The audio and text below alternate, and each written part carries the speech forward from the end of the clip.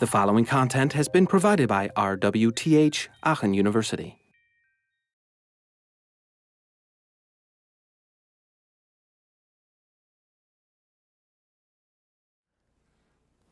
Okay, so this is paper prototypes and sort of the flipbooks or storyboard formats, and then you can get a little more interactive, a little faster in answering user input that the user might do in a session with those post-its. But that's all still not involving a computer. There's no computer, to be seen anywhere in those scenarios, right? Once you move on to doing your prototyping with a computer, we call them software prototypes. And software prototypes have a sort of middle ground between the very simple paper prototype and the full-blown, high-end, almost the finished application kind of prototype. So they're medium fidelity, and they are more detailed, more precise, more interactive, and you create them usually only after you've done some initial paper versions.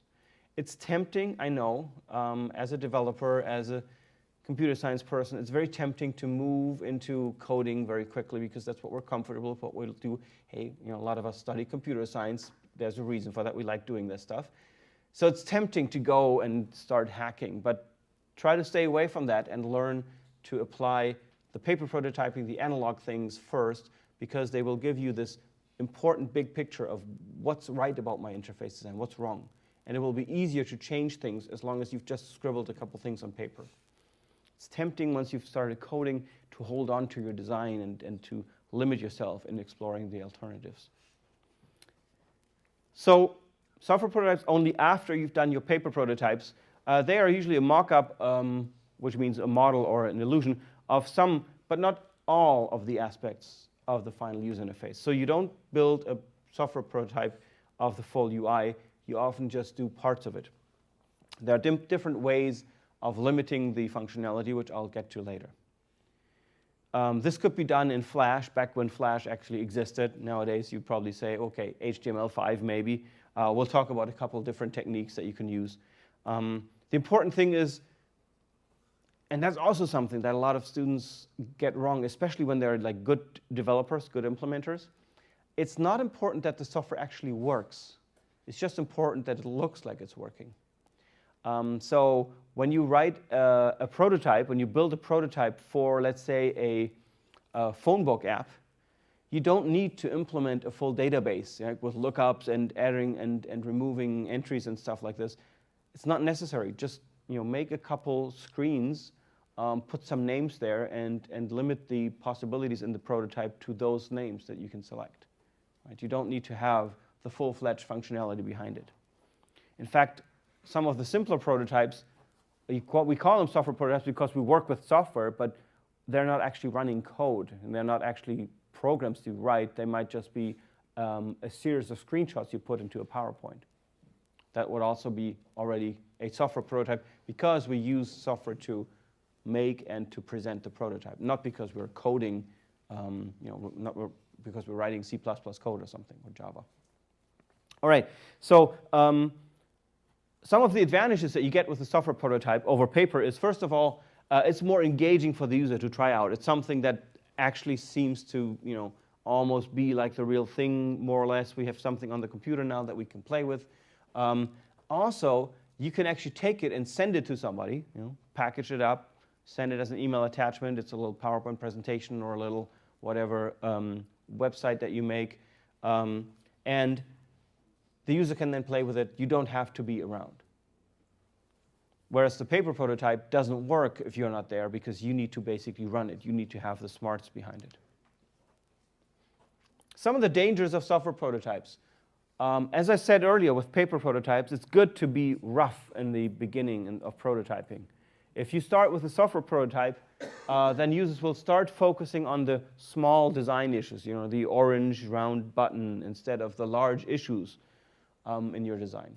Users might be afraid to criticize it or to suggest changes because it looks so nice, especially when you've done it using real interface components that you use, maybe using a real interface builder or snapshots from a screen. It might look so nice that users like, oh, this must have been so much work. I don't want to criticize this at this point. And then there's the famous management error. If you show a manager a well-done software prototype, they might think that you're basically done and say, oh, great, then we can ship next week, right? Because you're almost done. And you're like, oh, no. So that's not a good idea. I once had a chance to see an example of a prototype.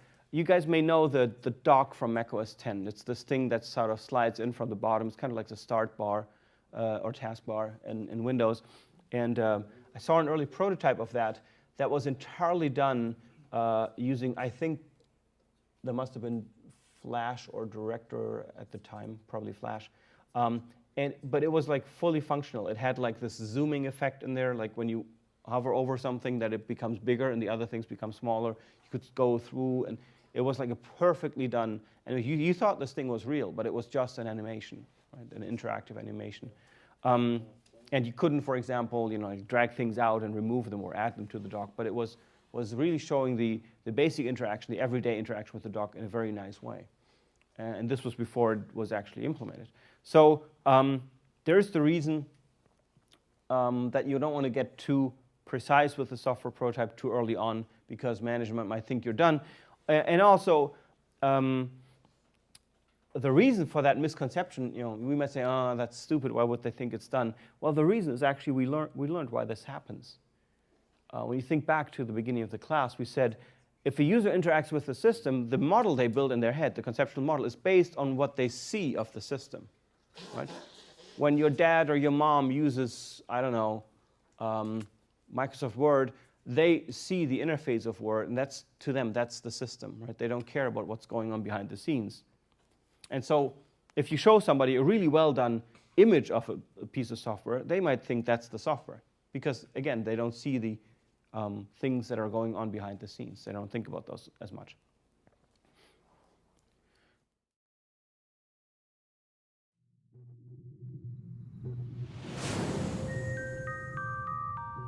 This content was provided by RWTH Aachen University.